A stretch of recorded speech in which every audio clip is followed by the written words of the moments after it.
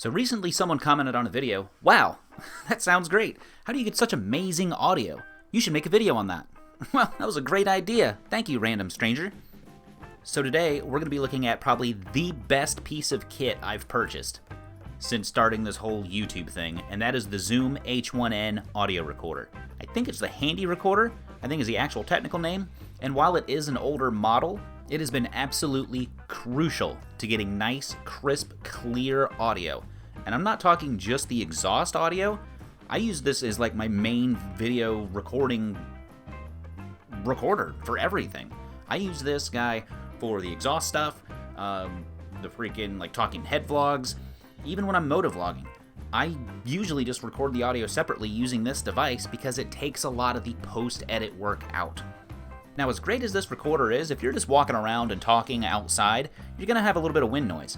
So I would definitely recommend picking up a Dead Cat. The one I bought is a 2-pack. It comes with the foam and the fuzzy one. I call it the fuzzy one, the furry one, I don't know. And the audio recorder itself does a really good job of removing a lot of the wind and background noise, and the Dead Cat just brings that level down a little bit more. Now, if you want to hook an external microphone to this thing, you're going to need an adapter.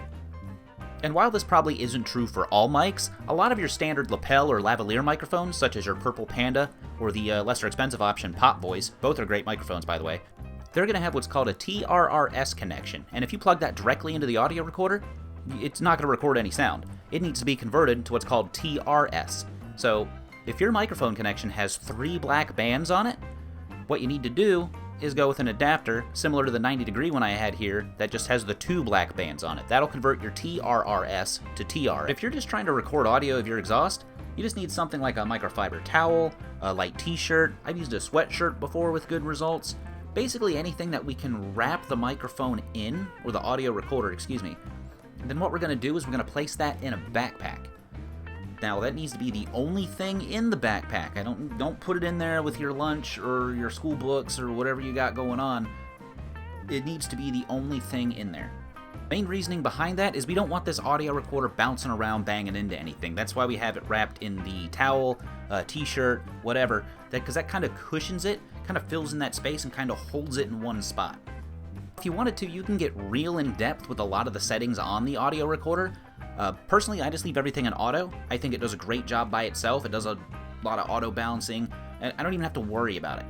So by far, this is the best piece of kit that I've ever purchased for this whole freaking motovlog adventure. And of course, you'll have to match your audio to your video, which it's really easy to sync up once you get the hang of it. If that's something you guys would like to see, let me know in the comments down below.